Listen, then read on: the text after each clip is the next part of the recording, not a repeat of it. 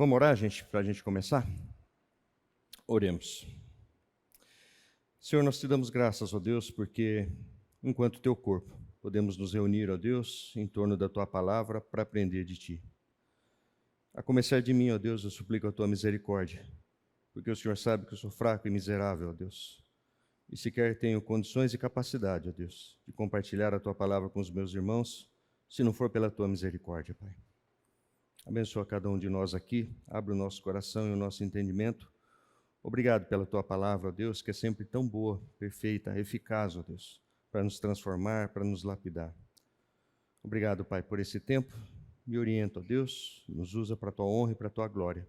No nome de Jesus. Amém. Bom, pessoal, problema técnico. Eu juro que eu volto.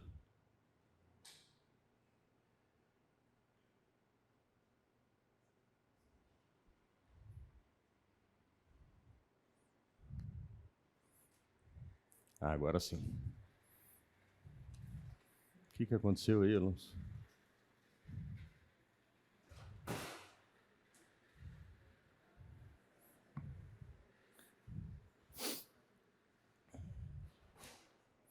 Bom,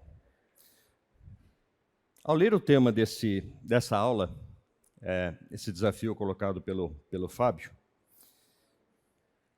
vocês, assim como eu, devem imaginar que a gente vai fazer um passeio pelas Escrituras, olhando a respeito da pessoa de Jesus, desde o Gênesis até o Apocalipse. E para começar, acho que cabe uma pergunta. Quem tem dúvidas de que Jesus não está em todos os livros da Bíblia, de Gênesis ao Apocalipse? Alguém duvida disso? É óbvio que se você procurar em qualquer Bíblia a palavra, o nome de Jesus, em vários livros você não vai encontrar. Mas uma das coisas que a gente vai fazer aqui, para ter essa certeza, é justamente navegar por algumas informações que nos permitem identificar que Jesus é o centro de toda a Bíblia. Na Reforma Protestante, começada talvez no século XV, se estendendo até o século XVI, o que a gente vai perceber quando, e eu vou colocar entre aspas aqui, dizem que isso foi Calvino que falou, as 5 solas, a gente vai perceber que quando ele fala de sola escritura, ou seja, somente a escritura, e solos Christus, ou seja, ele está falando que só a escritura é autoridade para falar a respeito das coisas de Deus, do reino de Deus, e que só Cristo é suficiente para a salvação. É incrível porque quando eu fico pensando a respeito disso, eu vejo que o ser humano tem desculpa Solange, tem um delay. Ou seja, como a gente demora para entender as coisas, como a gente demora para entender o que são as coisas de Deus. E obviamente que isso se dá porque nós tentamos fazer pela nossa própria capacidade, pela nossa própria força. A gente não tem essa dependência de Deus. Muitas vezes nós lemos a Bíblia sem a informação que procede do próprio Deus. Olhando para isso, eu falo, peraí, como é que viveram tanto tempo com a Bíblia sem identificar isso, sem entender isso? E aí, eu decidi por trabalhar alguns temas para essa aula. O primeiro deles é observar a dominância de Jesus em toda a Bíblia, e aí separando no Antigo Testamento e no Novo Testamento. E Deus foi tão misericordioso comigo que no final do ano a gente estava lá no PV e o pastor Jonas, contexto. O pastor Jonas trouxe uma ilustração a respeito de um evento da Bíblia que mostra claramente Jesus sendo revelado ali para um dos pais da fé. Segundo, compreender o papel de Jesus Cristo em toda a existência. E talvez esse seja o centro do nosso estudo aqui. Ok? E finalmente a gente vai falar um pouquinho da aplicação prática de tudo isso. E como eu orei, é incrível, que existe uma pirâmide do aprendizado e a gente sabe que o topo da pirâmide, onde você mais aprende, é quando você ensina. E ao preparar essa lição hoje, eu confesso para vocês que levei mais tempo do que o comum, justamente porque houve um tratamento na minha vida a respeito disso. Então, quero compartilhar isso com vocês. Lá em Marcos, capítulo 12, versículo 24, Jesus disse: porventura não errais vós, em razão de não saberdes as Escrituras, nem o poder de Deus? Isso é só para sustentar o que eu acabei de falar. Quantas vezes a gente leu a Bíblia, a gente usa a Bíblia sem ter uma clara interpretação daquilo que Deus quer que nós tenhamos? Bom, então vamos começar. A gente vai falar sobre Jesus Cristo. Nossa, Yuri, você vai chover no molhado, né? Todo mundo aqui já aceitou Jesus, sabe quem é Jesus, por aí vai. Legal, tomara que seja assim. Jesus no Antigo, Jesus no Novo, solos Cristos e aplicação prática. Em Atos 4:12, a gente vê que não há outro nome pelo qual devamos ser salvos. Caros, é incrível porque a gente fala muito o nosso, deixa eu dar um nome bonito aqui, evangeliquez, e a gente fala de graça, de misericórdia, de bênção, disso, daquilo, mas eu acho que, no meu caso especificamente, e antes desse estudo, a gente tem quase que um conhecimento acadêmico a respeito das coisas de Deus, e pouco conhecimento prático, pouca vivência. Quando eu digo isso, eu digo porque, a começar da salvação, parece que houve um evento na história onde Jesus Cristo foi levado à cruz, morreu, isso separa as eras, né? Ou seja, antes de Cristo, depois de Cristo, e ele está lá e, segundo a nossa compreensão ou a nossa escolha, nós podemos ou não aceitá-lo, né? Ou seja, é um evento que aconteceu, participe dele ou não, vida que segue, tudo certinho. E quando a gente começa a entender quem é Jesus Cristo, o que Jesus Cristo fez na cruz, e a gente vai passar por tudo isso aqui, a gente começa a se dar conta de que aquilo não é um evento histórico, não é simplesmente uma divisão dentro de um calendário. Quando a gente começa a entender a importância de Jesus, quem é Jesus de verdade, eu acho que o único sentimento que pode brotar de dentro da gente é talvez vergonha, né, pelo que somos, e vergonha pela forma como nós tratamos Jesus. Eu não quero provocar melancolia aqui, mas sim reflexão. Ok? Seguindo, sobre Jesus Cristo, quando perguntado, quem dizem que eu sou?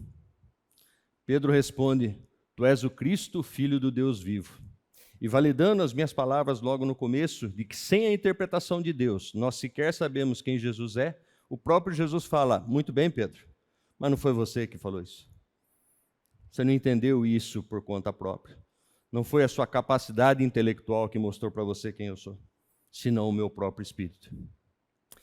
Navegando pela Bíblia, nós encontramos vários nomes que são dados a Jesus Cristo. A verdade, a vida, Pai da eternidade, Príncipe da paz, Redentor, Rei dos reis. E eu fiz esse pequeno resumo para que todos nós possamos identificar que Jesus está na Bíblia. Ou seja, todo o tempo, se não diretamente com o nome dele, com algum nome dado a ele, com algum nome que reflete uma característica dele.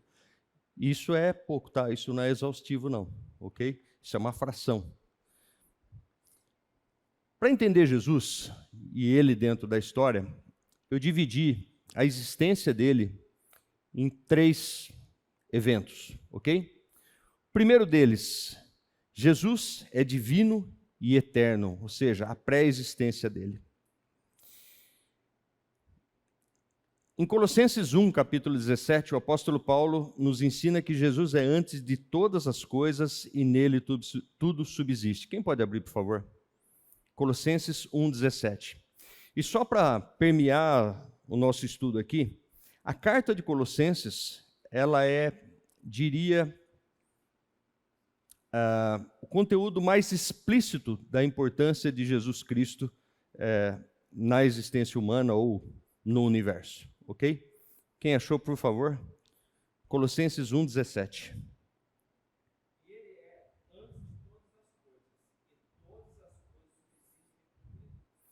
Ele é antes de todas as coisas. Alguns anos atrás, nós estávamos numa coinonia e tinha um casal conosco, novos na fé. E quando a gente falou da pré-existência de Cristo, eu me lembro que a esposa olhou assustada e disse assim: como assim? Jesus já existia antes dele nascer? E a gente falou: sim. Não, mas como assim? Ele não passou a existir quando ele nasceu? E aí eu falei: ele encarnou, na verdade, que Jesus não tem início, não tem fim. Jesus é eterno, assim como o próprio Deus. E ali eu me dei conta de que muitas vezes as pessoas acham, de novo, que Jesus só existiu aqui, ou seja, que começou quando ele encarnou, e Paulo vem nos orientar dizendo que não, Jesus sempre existiu, ele é o próprio Deus. O primeiro livro da Bíblia, ou seja, lá em Gênesis, começando o nosso passeio aí, né? A Bíblia fala que no princípio a terra era sem forma e vazia e o Espírito de Deus se movia sobre a face das águas. Jesus é autoexistente, é eterno, ninguém o criou. De eternidade a eternidade ele sempre existiu.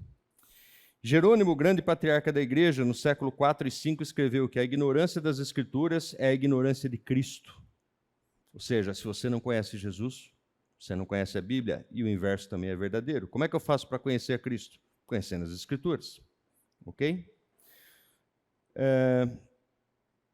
Salmo 2,7 diz: o Senhor me disse, tu és meu filho, eu hoje te gerei. A ideia aqui é que na eternidade o filho foi gerado. Ou seja, Jesus, então, ele é divino e eterno na sua pré-existência. Ou seja, ele já existe desde sempre. Aqui só para a gente detalhar cada uma dessas fases, né, a evidência.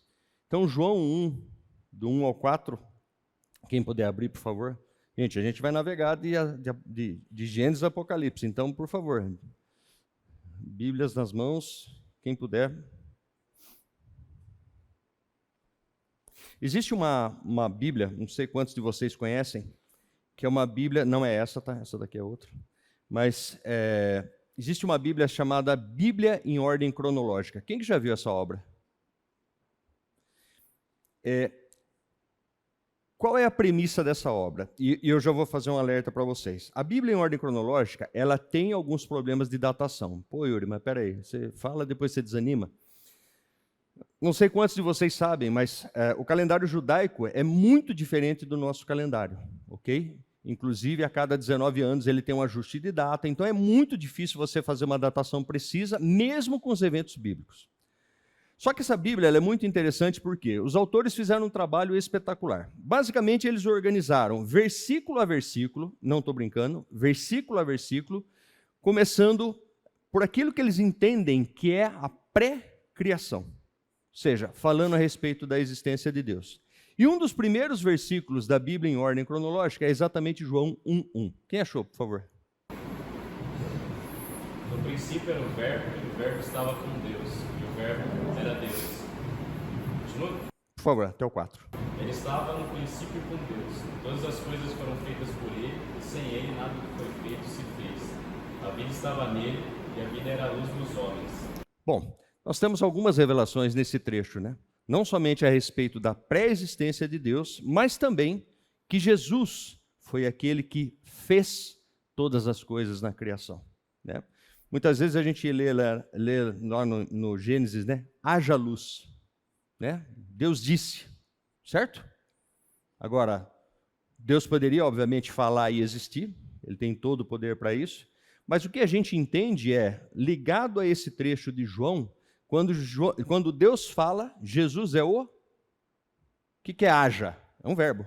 Quando Deus fala, Jesus executa. Quando Deus fala, Jesus executa. Tudo bem? Clara essa compreensão?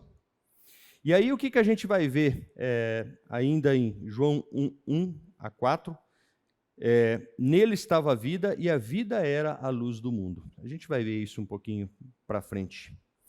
João 8,58, não precisam abrir, tenho aqui.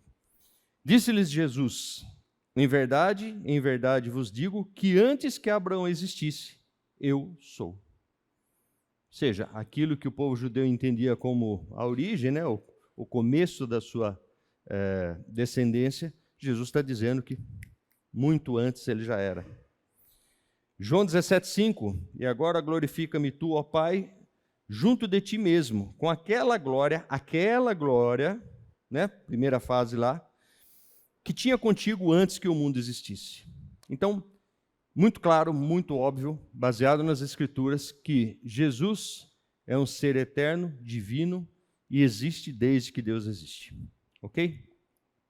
Segunda fase, ou seja, que a gente pode colocar sobre a vida de Cristo, humilhação, a existência humana temporal. Filipenses 2, 7 e 8, por favor.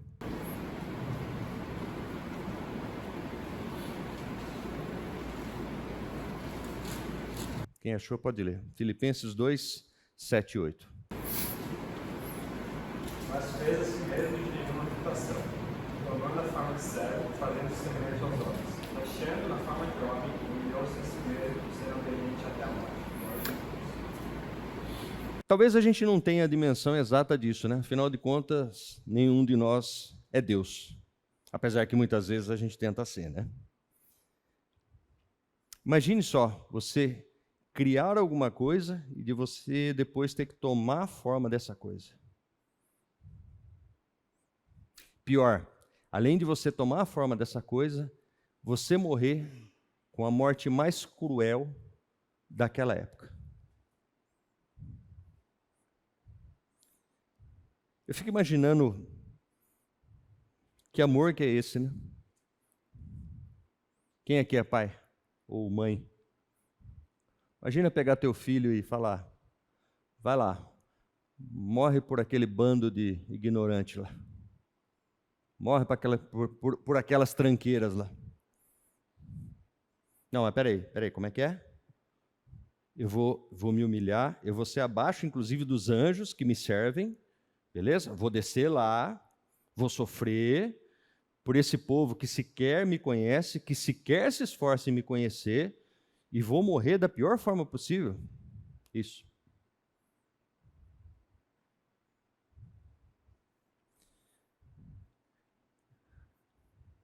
Eu acho que nós não temos conhecimento para entender o que é isso. Se a gente não tem conhecimento sequer para entender o que é o amor de Deus. Às vezes eu digo que o amor de mãe, e desculpem pais, eu também sou pai e tenho que reconhecer isso, é o amor que mais se aproxima do amor de Deus, humanamente falando. E por que eu falo isso? Você vê algumas coisas que não dá para entender, né? O cara matou 137 pessoas, está lá na penitenciária, quem que é a única pessoa que vai visitar ele? É a mãe. Cadê o pai? E ainda assim, isso é amor extremamente imperfeito, extremamente distante daquilo que é o amor de Deus. Incompreensível.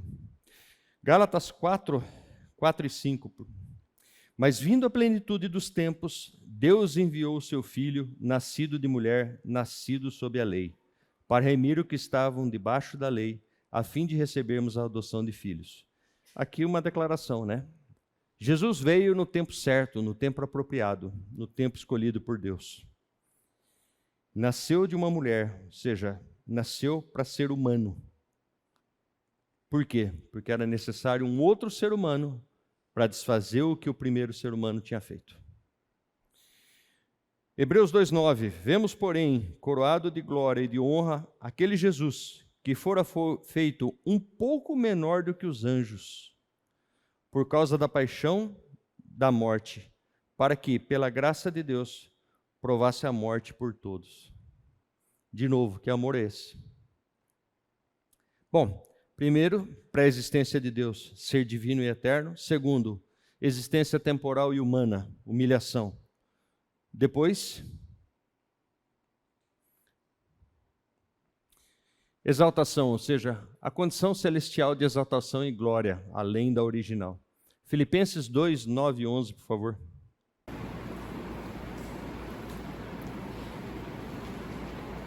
Quem achou, por favor? Por isso também Deus o exaltou sobremaneira e deu o nome que está acima de todo nome, para que ao nome de Jesus se dobre todo o joelho, nos céus, na terra e debaixo da terra, e toda língua confesse que Jesus Cristo é Senhor, para a glória de Deus Pai. Por isso Deus o exaltou soberanamente e lhe deu um nome que é sobre todo o nome, para que ao nome de Jesus se dobre todo o joelho dos que estão nos céus e na terra e debaixo da terra, e toda língua confesse que Jesus Cristo é o Senhor, para a glória do Deus Pai. Ou seja, pré-existência divina e eterna, humilhação temporal se tornando humano, sacrifício da própria vida, ressurreição e exaltação. Essas são as 3 fases, né, daquilo que é a existência de Cristo. Ok? Hoje, à direita de Deus lá no céu, e a promessa, e a gente vê aqui em Filipenses e vê lá também em Apocalipse, vai chegar um dia onde todos vão dobrar seus joelhos, vão prestar culto a esse Deus.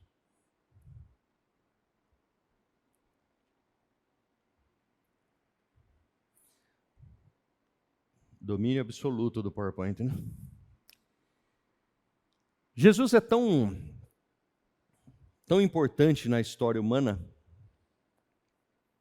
e é o centro da história, a ponto de dividir aquilo que é o nosso calendário. A gente fala que é o calendário cristão, né? Mas muitos calendários, além do cristão, também dividem ou reconhecem a existência de Jesus. Jesus é o centro da história. Pelo menos grande proporção da raça humana continua dividindo a história em antes de Cristo e depois de Cristo, numa referência ao seu nascimento. No ano 2000, a população do mundo chegou a 6 bilhões, sabemos que agora estamos próximo dos 8 bilhões, enquanto o número estimado de cristãos era de 1,7 bilhões, ou cerca de 28%. Assim, quase 1/3 da raça humana professa segui-lo. Qual foi o objetivo de Cristo? Por que ele se humilhou? Para ajudar, vai. João 3,16. Porque Deus amou o mundo, o Pai amou o mundo. E quando ele fala mundo aqui, não é, mundo somos nós, seres humanos caídos. Que deu seu Filho unigênito, ou seja, que deu seu único Filho para morrer naquela cruz para nos salvar. Segundo Lucas 19:10, porque o Filho do Homem veio buscar e salvar o que se havia perdido. Porque há um só Deus e um só mediador entre Deus e os homens, Jesus Cristo, homem.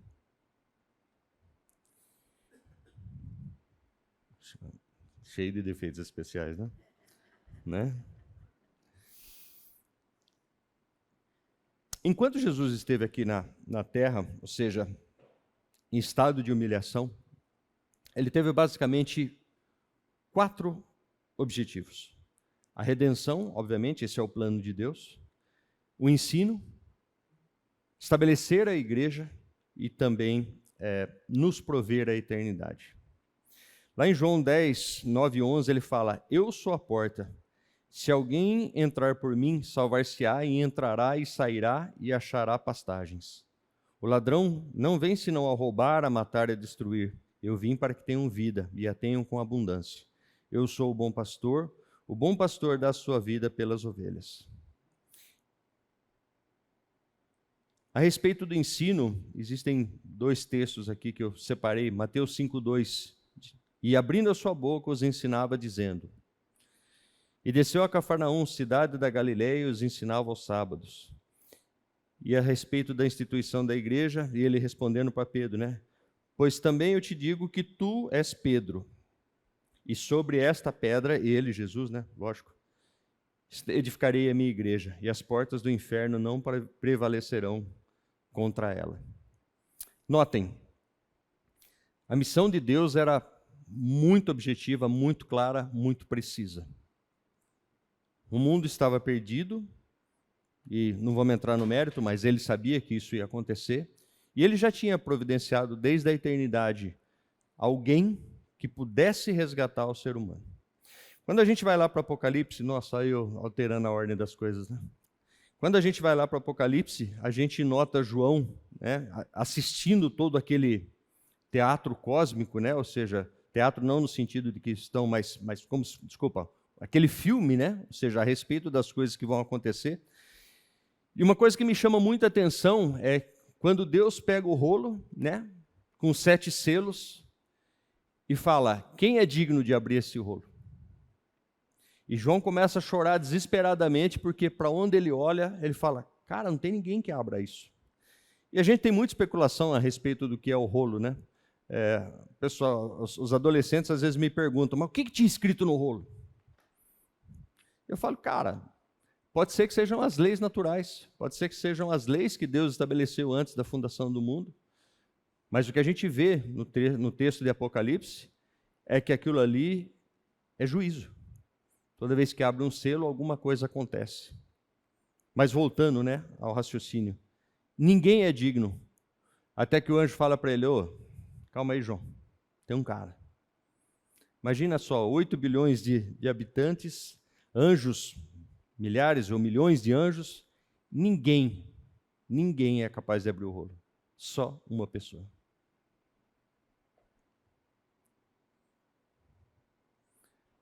Olhando para a vida de Jesus, e para fazer sentido a gente analisar Jesus do Gênesis até o Apocalipse, a gente tem que considerar o que o próprio Jesus disse em João 5,39.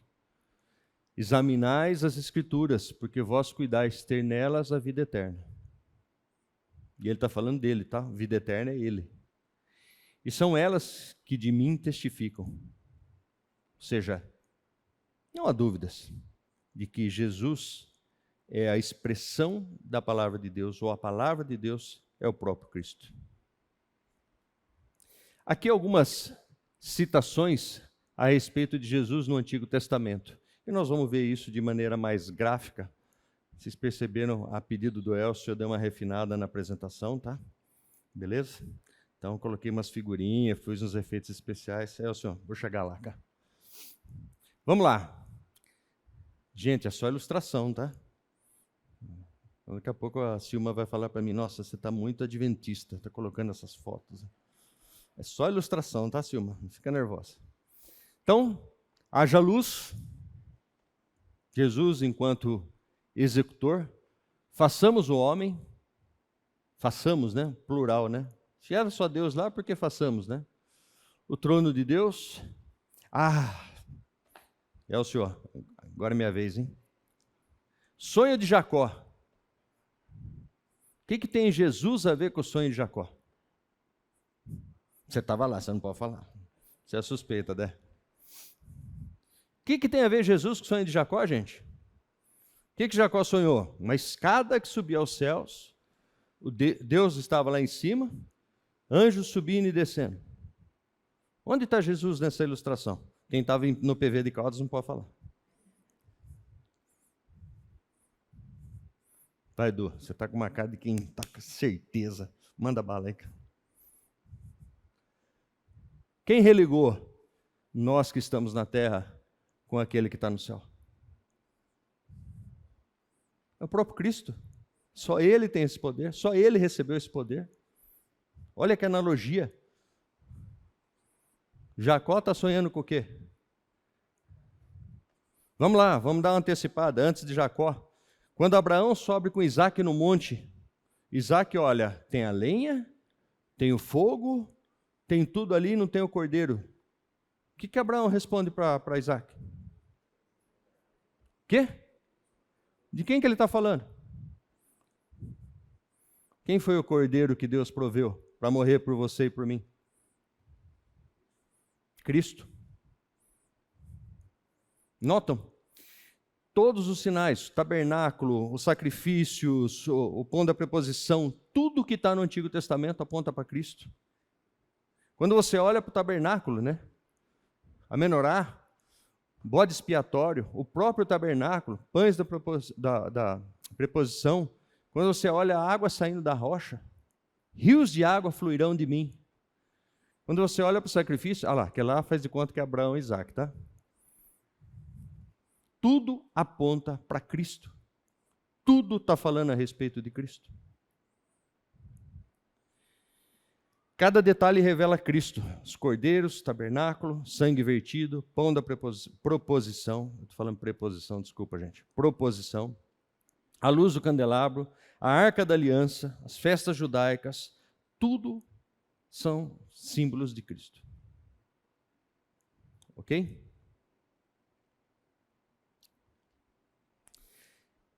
Como eu falei lá, a carta de Paulo aos Colossenses, ou aos cristãos de Colossos, ela é um tratado a respeito da centralidade de Cristo na história. Versículo 3, final do versículo, capítulo 3, versículo 11, o final do capítulo do versículo 11 fala: Cristo é tudo em todos. Ou seja, Paulo está falando o quê? Gente, Cristo é tudo, beleza? Essa é a razão. Ele é o centro de tudo. Ele é o centro da existência. Ele é o centro do sacrifício. Ele é o centro da vontade de Deus. Ele é o centro da nossa salvação. Depois eu falo o resto. Deus preparou o mundo para o advento de Cristo. Vindo, porém, à plenitude do tempo, Deus enviou seu Filho, Gálatas 4:4, a gente já leu. O Pai enviou seu Filho no momento exato, no tempo certo, para ser o centro da mensagem redentora descrita no Novo Testamento. Se pudéssemos resumir a mensagem do Novo Testamento em um único versículo, ele seria Efésios 1:10, de fazer convergir nele, Cristo, na dispensação da plenitude dos tempos, todas as coisas, tanto as do céu como as da terra. O conteúdo sobre encarnação, ministério, morte, ressurreição e ascensão de Cristo é extenso e será explorado... é extenso.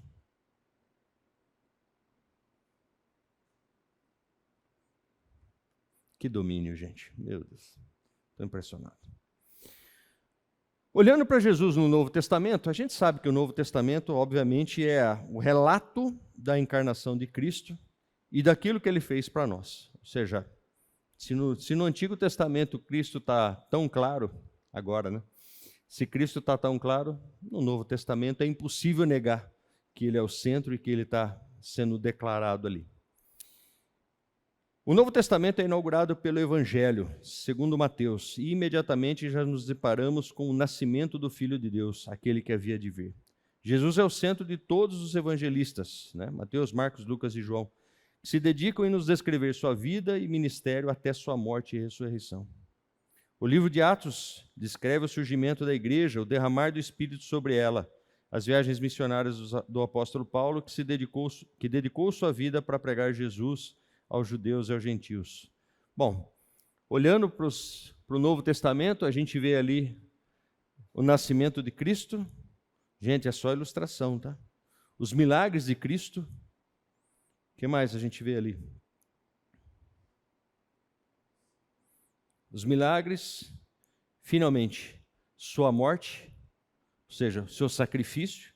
E muita gente pergunta, né? Quem matou Jesus? Não vou entrar nessa, brincadeira.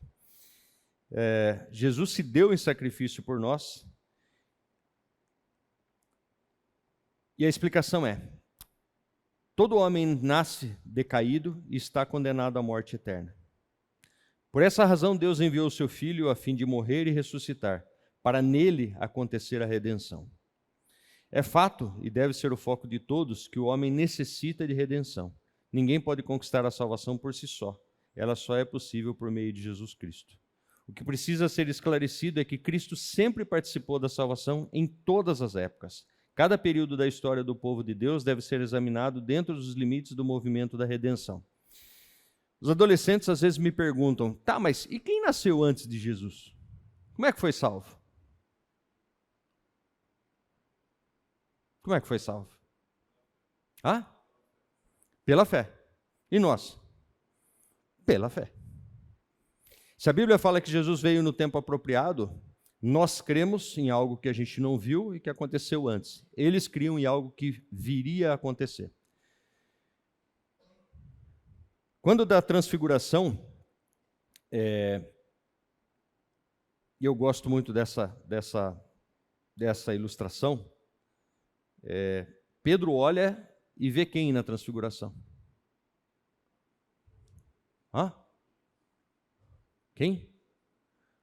Ele olha e depois ele pergunta para Jesus, não querem que eu faça uma tenda para vocês? Quem que está ali com Jesus? Quem? Moisés e E Elias? Elias nós já temos um problema, né? Porque o cara não morreu, né? E Moisés? Moisés morreu, a gente sabe, lá no Monte Nebo. Judas fala que teve uma disputa pelo corpo dele, mas a Bíblia fala que Deus o sepultou em algum lugar. O que Moisés pediu para Deus quando estava lá em cima do monte? Deixa eu ver a tua glória. O que Deus fala para ele? Ah, querido, só tem um problema, né? Se você me ver, já era.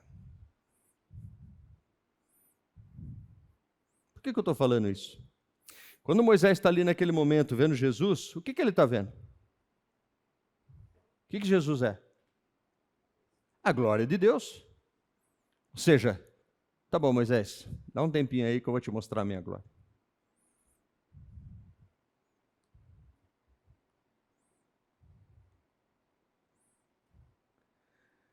A ressurreição.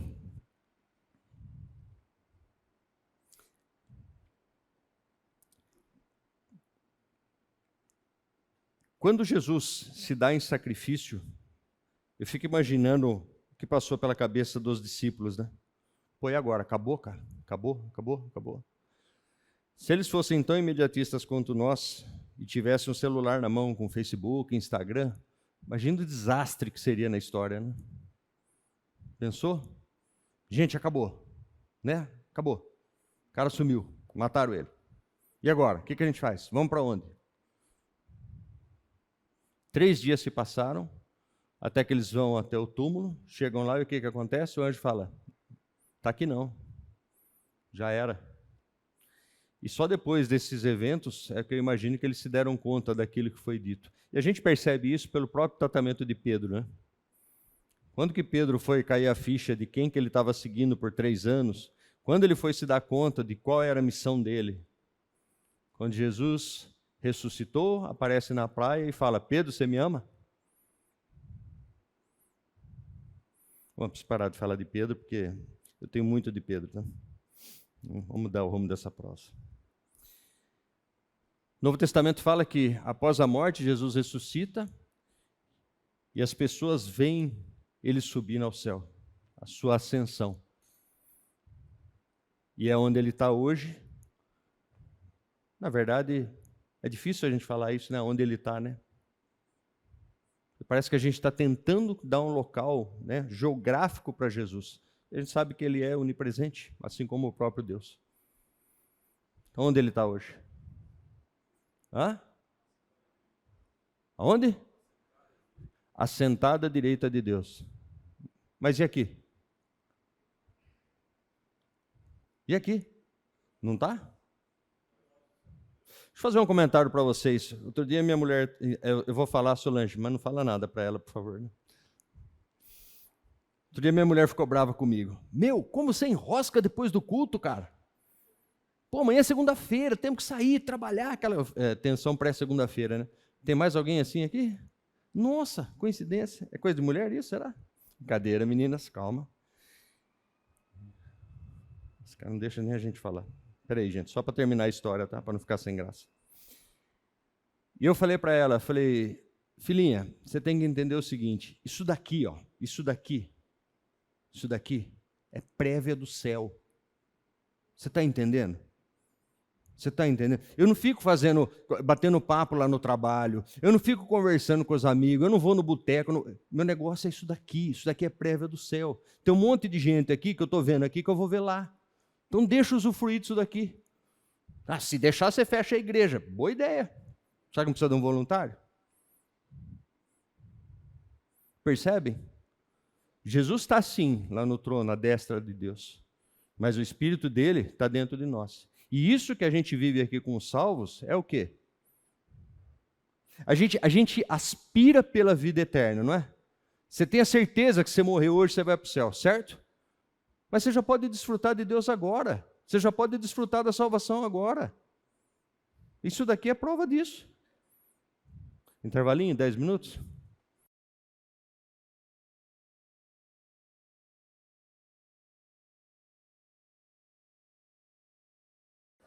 Ainda olhando para o Novo Testamento, só para a gente chegar até a conclusão. Depois da morte e ressurreição de Cristo, a Bíblia deixa claro que Ele voltará. Vai nos arrebatar, enquanto igreja, mas virá também como juiz. Ou seja, lembra dos rolos, ou do rolo, com 7 selos? Ele voltará não mais como Salvador, mas para julgar toda a humanidade. Bom,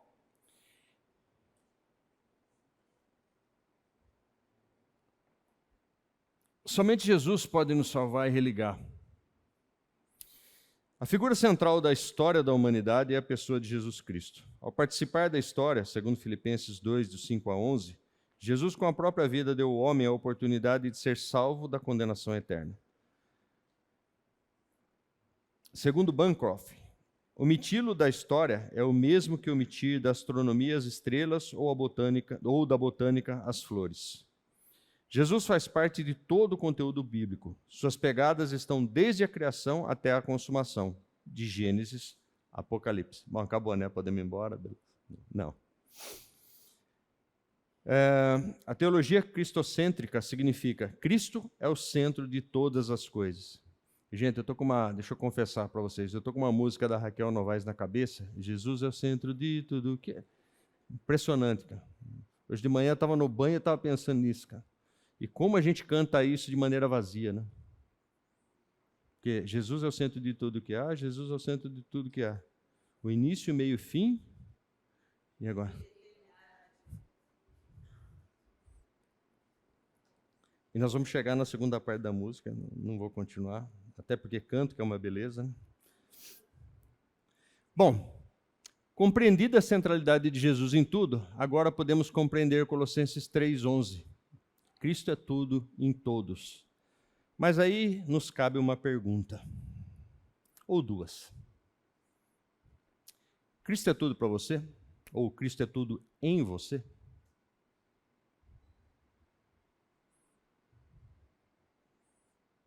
Cri, cri, cri, cri.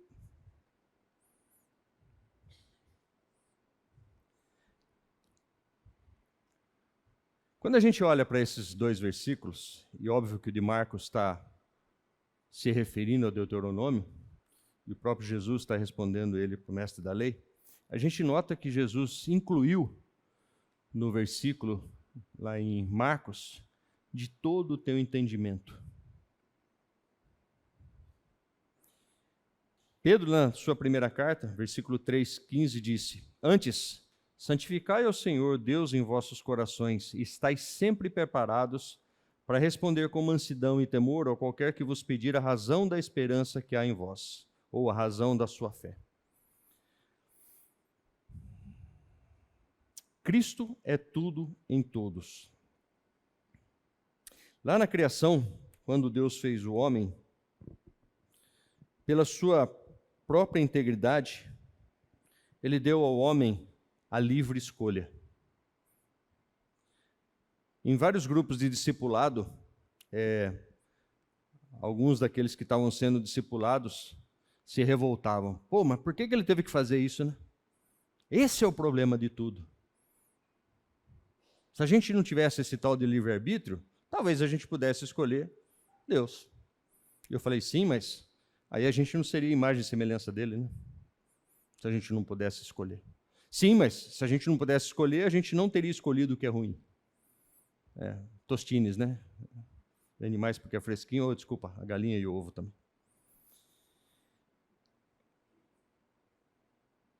Cristo é o centro de tudo. Mas a pergunta é, nós, enquanto seres à imagem e semelhança de Deus, temos colocado Cristo como centro das nossas vidas?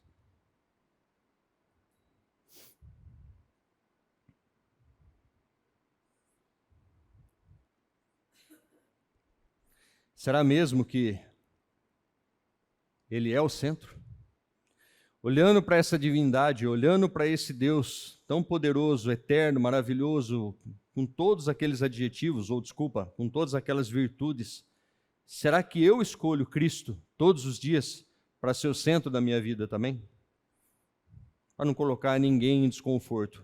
Eu não. Infelizmente, eu não.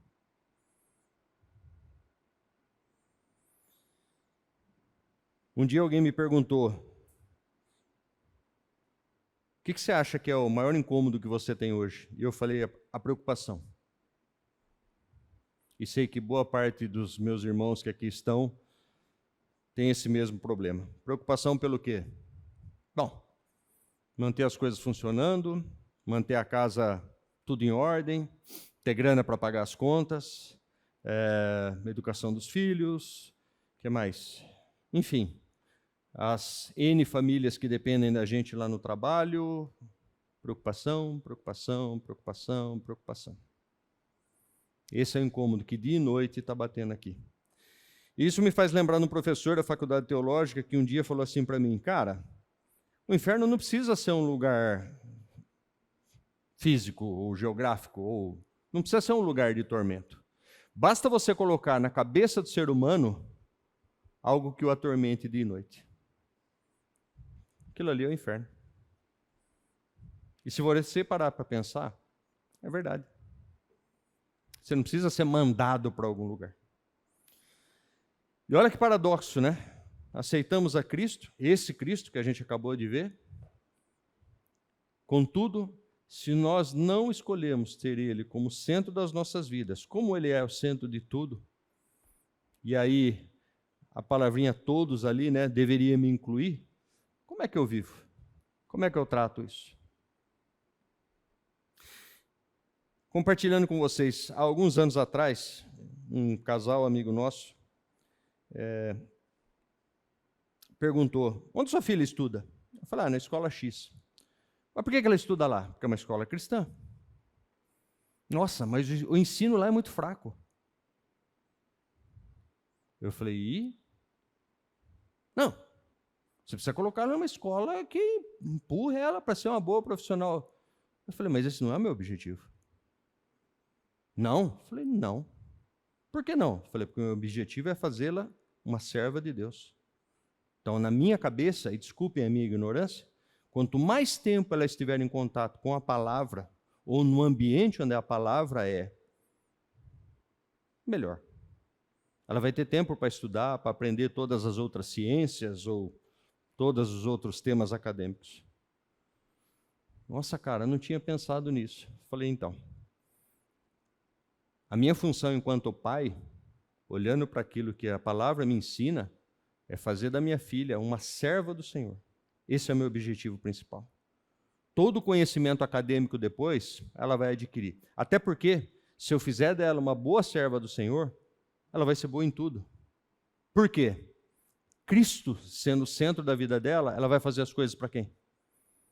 Para Cristo, para Ele. Alguém faz alguma coisa meia boca para Cristo? Infelizmente, sim. Antes que você responda não, sim. A gente faz meia boca para Cristo também, infelizmente. Por quê?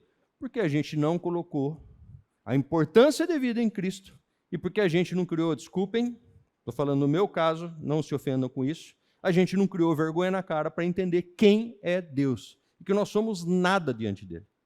Nada. Outro dia um pai ficou bravo comigo porque eu estava dando aula para os adolescentes e falei que nós, sem Cristo, somos lixo.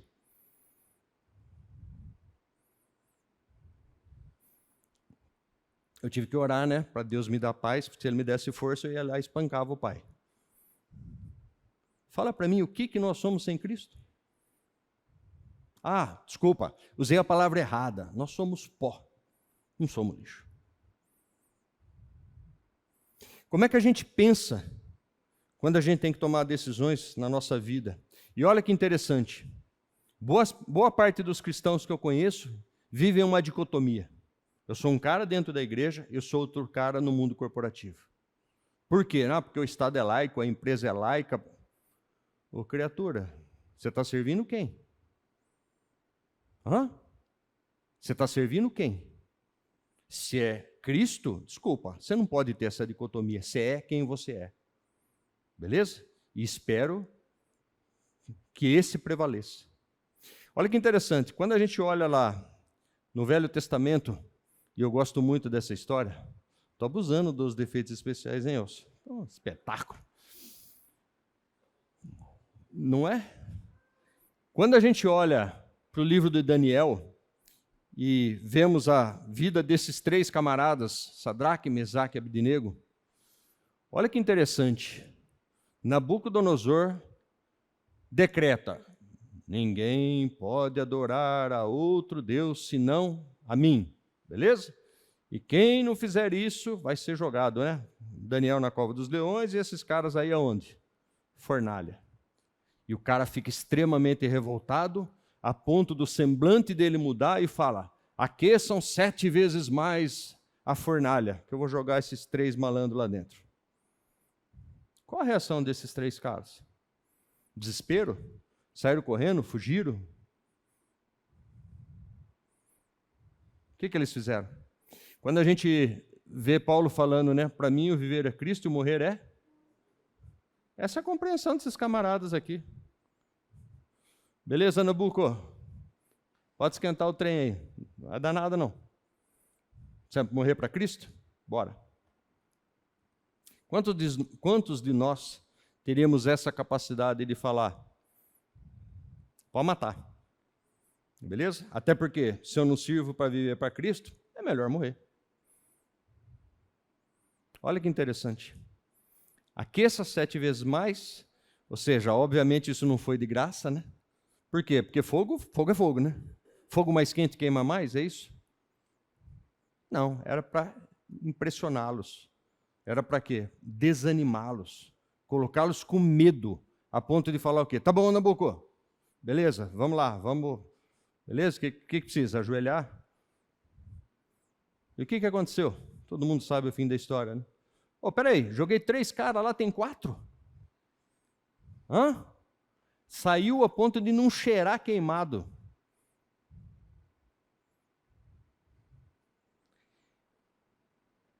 Quando nós temos Cristo como centro da nossa vida, todos os nossos pensamentos, todas as nossas decisões, tudo aquilo que a gente faz, está voltado para Cristo.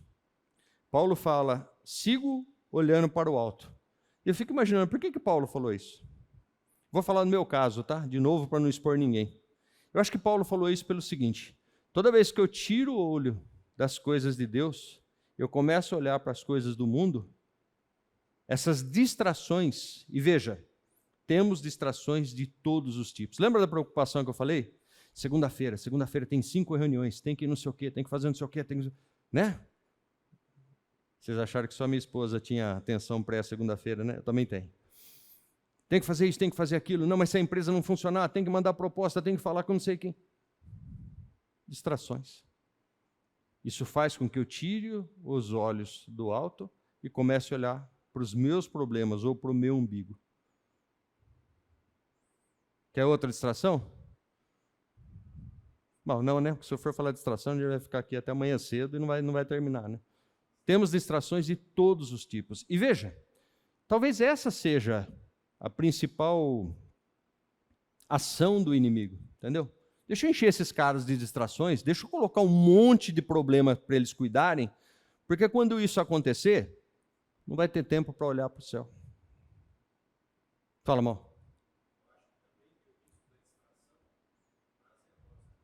Sim, boa. Boa. Boa. Você está falando um negócio que me veio à cabeça. Quando Deus construiu o mundo, Ele fez o mundo em 6 dias. No 7º, Ele fez o quê? Não, foi para Disney, viajou para Caldas, foi não sei aonde, não é? Olha a diferença daquilo que é a palavra para aquilo que é a nossa vida cotidiana. Vou sair de férias. Desculpa, eu ia pecar. Eu ia falar, quem já saiu de férias para descansar e voltou mais cansado? Não precisa levantar a mão, beleza? Por quê? Cara, a gente vive o sistema desse mundo, desculpa. A gente é todo o tempo atraído, inclusive para as coisas que nos dão prazer, mas para as coisas desse mundo. E é simples, nós somos tentados o tempo todo, beleza? Se nós prevalecemos contra a tentação, nós somos perseguidos. É simples assim. Quer uma boa métrica? Você está sendo perseguido? Você está sendo injustiçado? Você está no caminho certo. Não, eu sou mais um na fila do pão lá com os meus amigos do mundo ímpio. E aí? Desculpa, não tenho Cristo como centro da minha vida. Simples assim. Se eu não me diferencio daqueles que estão à minha volta, que tipo de vida eu estou levando? Eu estou sendo um Sadraque, um Mesaque, um Abednego? Estou sendo um Daniel? Estou sendo um Paulo?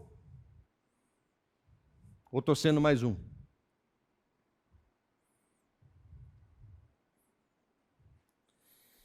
A primeira coisa que precisamos aprender disso,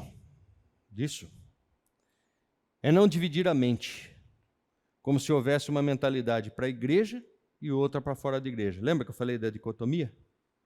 E veja que eu não estou falando de coração, não estou falando de sentimento. Isso é racional. Um dia eu estava assistindo a aula do Elcio, logo que eu conheci ele falou um negócio. Ele falou, gente, eu não sou educado assim, eu não sou... E eu falo que o Elcio, ele é uma versão refinada minha, beleza? Por quê? Porque ele estudou mais que eu, ele vivia em Campinas, eu vivia lá no meio do mato, tal. Então o Elcio é polido, você vê que ele vai falar com você, ele tem cuidado, tal. E eu sou um ogro, né? Bem claro, entendeu? Quem me conhece sabe. E ele falou uma coisa muito interessante. Ele falou, não pensem que eu sou assim. Eu tenho que fazer esforço para isso. Eu tenho que ficar me policiando para isso. Beleza? E não é diferente com a palavra de Deus. Se você não se policiar para ler a Bíblia todo dia, para orar quando tem que orar. Orar quando tem que orar também é ridículo, né? Você tem que orar sempre, né? Para agradecer quando tem que agradecer, ou para manter sua comunhão com Deus, desculpa, não vai acontecer. Então, quando a gente olha para esse versículo aqui, eu descobri que esse efeito especial está me atrapalhando, porque eu tenho que gerar uma pausa aqui. Preciso melhorar isso. Quando a gente entende que Jesus colocou todo o teu entendimento, o que ele está falando? Ah, não, eu tenho que ir lá na igreja e sentir alguma coisa. Racional, filho. Pedro vai falar para você qual é a razão da sua fé. Você tem que pensar nisso. Você tem que colocar a sua cabeça para trabalhar nisso. Você tem que se... Cara, é esforço. É esforço. Eu tenho que me condicionar a isso. Uma vez eu cheguei para o Vladimir me discipulou logo que eu cheguei aqui na fonte, e falei para ele, cara, eu sou muito relapso, cara. Sabe? Não, vou ler a Bíblia de manhã. Pô, mas de manhã eu tenho sono. Então vou ler a Bíblia à noite. Não, mas à noite estou cansado. Não, então vou ler no meio do dia. No meio do dia não dá, porque está cheio de reunião, está cheio de... E ele falou, Yuri, você não vai achar o horário nenhum, cara. Você esperar, não, o horário ideal. Não tem horário ideal, velho. Você tem que fazer esforço, você tem que ler mesmo com sono. Até que uma hora você não vai mais ter sono. Se você não fizer isso, desculpa, não tem disciplina, beleza? E se você não fizer isso, não tem santificação. E olha que interessante, aceitei a Cristo e pronto. Tô bala. Tá não, filho. Lembra da história? Dá fruto. Dá fruto. Que fruto que você está dando? Quanta gente você já levou a Jesus? E como é que você vai dar fruto se você não passa pelo processo de santificação? E como é que acontece o processo de santificação se Jesus não é a coisa mais importante, não é o centro da sua vida, da sua existência? Como é que isso acontece? Se alguém falar Deus proverá, eu juro que eu dou uma bibliada, e essa é pesada, na cabeça. Beleza? Deus já fez o que ele tinha que fazer e continua fazendo. O problema é o seguinte, a nossa livre escolha está colocando Cristo como centro da nossa vida ou não? Ele é o centro do universo, está mais do que provado. Ele é o centro da Bíblia, está mais do que provado. Ele é o único caminho que liga a gente a Deus. Só que se você não colocar ele como centro da sua vida,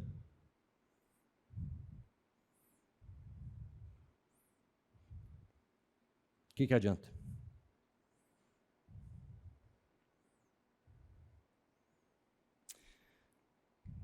A divisão de mentalidade não é se algo é igreja, ou seja, e aqui igreja gospel. Conhece essa ou não?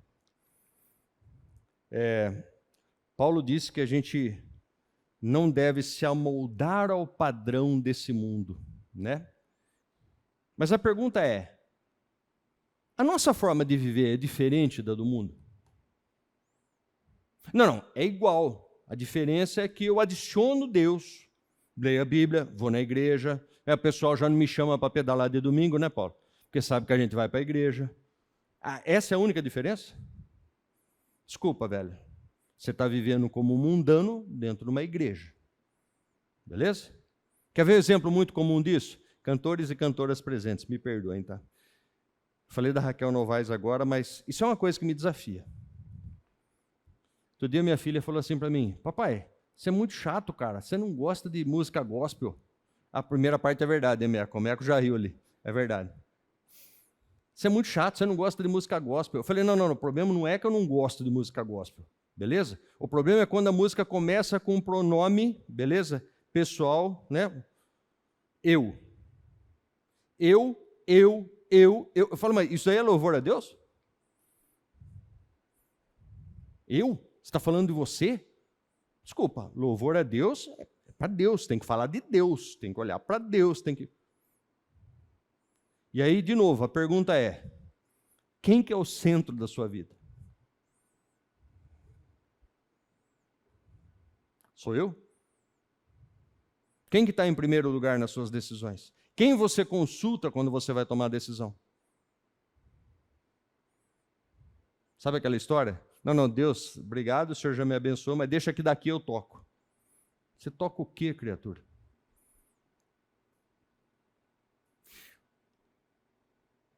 A divisão não é se algo é da igreja ou não, mas se Deus é honrado ou não. E isso pode acontecer tanto dentro da igreja como fora. Quem que você está honrando? O que você faz lá fora, se você fizer uma retrospectiva agora, está honrando Deus?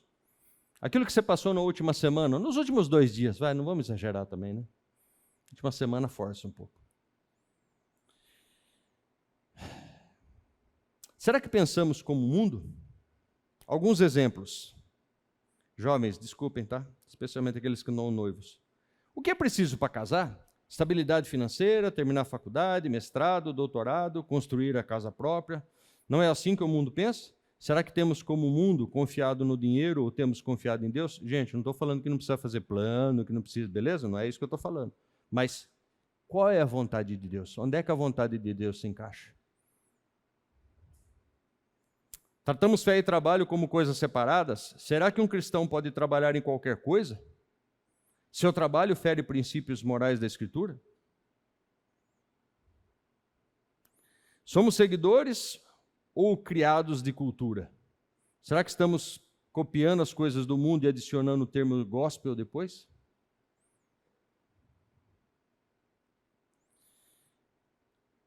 Imagina você escolher ter um namoro onde você escolhe ter pouco contato físico, porque você sabe que muito contato físico pode levar você ao pecado.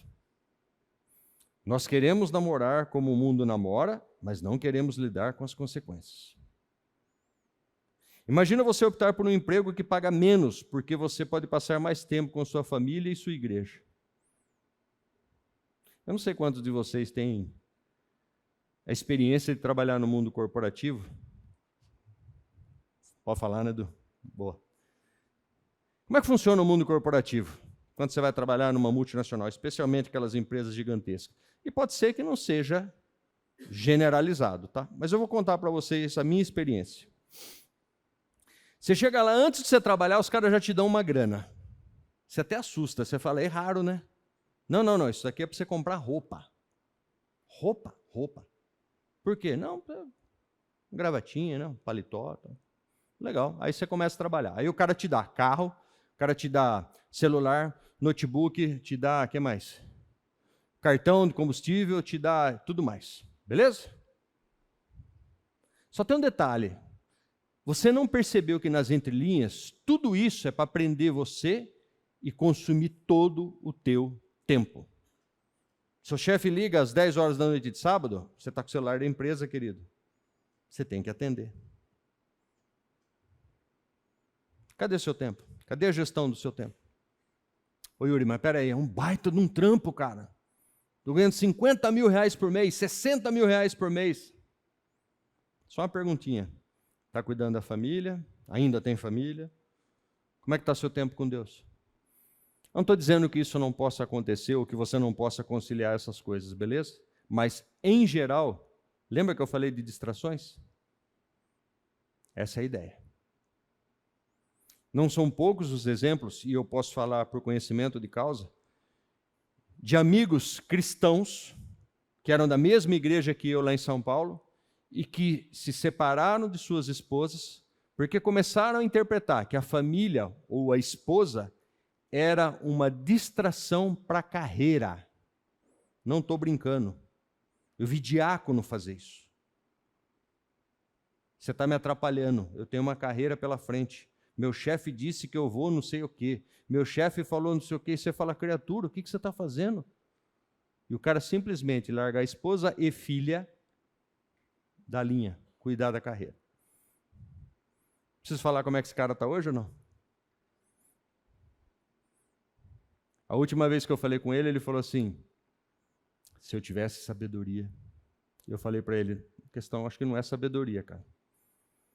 A questão é, quem é Jesus para você? Que posição Jesus ocupa na sua vida? Ele é o centro da sua vida?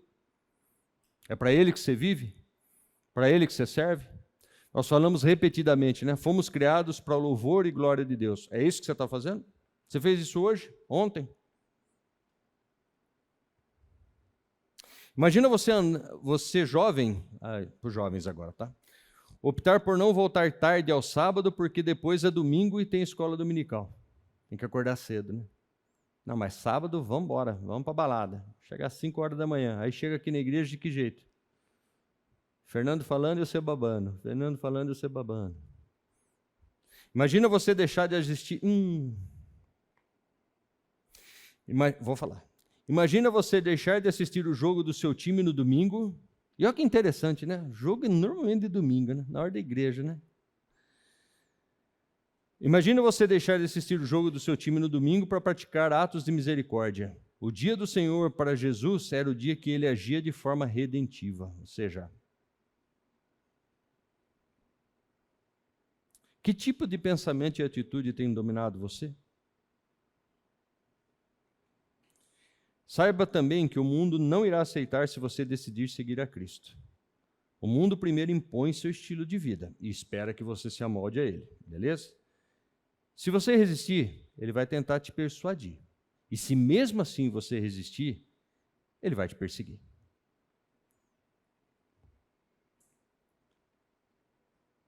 A respeito de Sadraque, Mesaque e Abednego, Deus honrou a fé dos 3 amigos. Perceba que Deus não tirou seus servos da tribulação. Ou seja, eles foram lançados dentro da fornalha. Livra-nos do mal, né? A gente acha que não vai acontecer. Não. Foram lançados, beleza? Deus não livrou eles do fogo, mas no fogo. Deus mostrou que estava com aqueles que creem nele, ou que está com aqueles que creem nele. Quão importante é sabermos que Cristo está conosco. Não é fácil evangelizar neste mundo tão pagão, mas Cristo promete estar conosco, segundo Mateus 28, 19 e 20. Não é fácil repreender o irmão em pecado, mas Cristo promete estar conosco. Receba isso. Ele promete ser o centro da nossa vida se enfrentarmos a fornalha. Irmãos, para a gente terminar aqui. Eu falei no começo e repito. Essa é uma exortação para mim. De novo, pelas preocupações, pelas distrações, pela forma de viver. Essa é uma repreensão para mim, porque, de novo, eu reconheço que tenho todo tipo de desculpa ou justificativa que qualquer um de vocês certamente aceitaria de bom grado para explicar a minha displicência e até a minha falta de interesse pelas coisas de Deus. A questão é, qual é o centro da sua vida? Qual é o centro da minha vida? Vamos orar? Senhor, nós louvamos o Teu nome, ó Deus, em especial diante dos meus irmãos, ó Deus. Eu te peço perdão, porque sei, ó Deus, que tenho sido displicente com as Tuas coisas, ó Pai.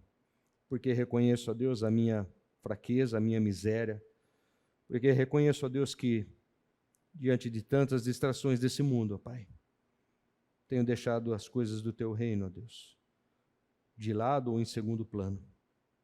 Me perdoa, Pai, e me ajuda, baseado, ó Deus, na Tua palavra, a corrigir, ó Deus, isso na minha vida, através da disciplina, ó Deus, para alcançar a santificação, mas principalmente, ó Pai, de maneira racional, reconhecendo que o Senhor é o centro de tudo, que o Senhor, ó Deus, permeia a Tua palavra, do Gênesis até o Apocalipse, e que, ó Deus, somente o Senhor é digno de todo louvor, de toda honra e de toda glória.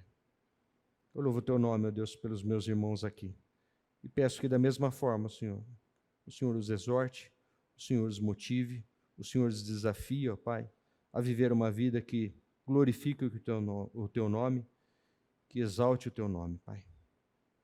Abençoa-nos, Pai, porque somos fracos, dependentes do Senhor. Sem Ti nada somos, ó Pai. E olhando para a Tua grandeza, ó Deus, eu me envergonho, ó Deus, da minha miséria, da minha pequenez, ó Pai. Obrigado por tudo, Pai. No nome de Jesus é que nós oramos. Amém.